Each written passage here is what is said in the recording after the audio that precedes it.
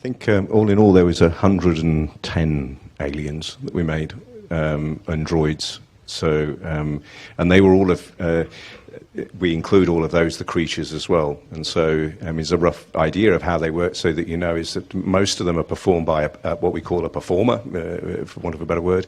So that's a physical person inside, and then there is a second performer who communicates with that person, who is often their eyes, because they can't see the world around them. And that's a really interesting thing, because the person who's performing the creature becomes almost internalized. They start to sort of perform this thing in the way that is a sort of an extension of themselves. So it's a fascinating thing to see them work. And the outside person is the person who's controlling the animatronic facial features. So the two of them work as a team.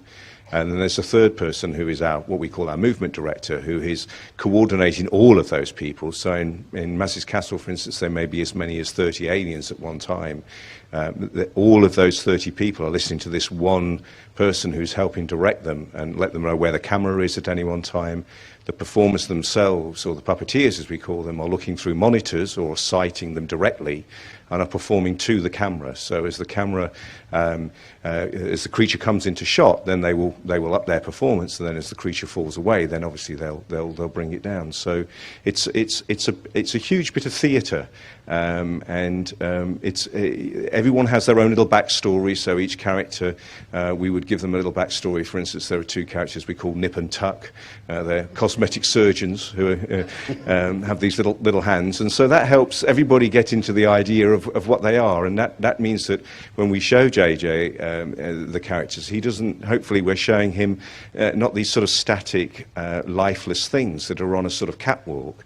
We're showing him characters in their own right, little creatures, little aliens, big aliens or whatever, but they have their own, hopefully they're perceived as actors, and I think hopefully makes them not a special effect. They are just part of that particular scene. Well, it's one of the amazing things that Neal, that you and your team did, is giving these creatures attitudes. I mean, when Rey is dragging her sled of stuff after you meet her, and there's that giant guy with the yellow, sort of pulling his own sled. That was practical, and the idea we talked about was, we need to see that Rey is just like everyone else there, and they work their asses off. And then the idea of having this giant guy doing the same thing as this young woman, that creature, it was a weird thing. It helped Daisy's performance. She sort of got what it was doing. This creature had a kind of attitude of, this is my life.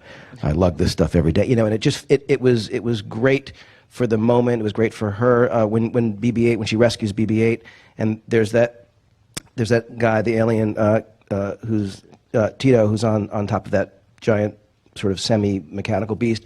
That was all practical. There were two performers in the beast. There was a little person, Kieran, sitting on top of the beast.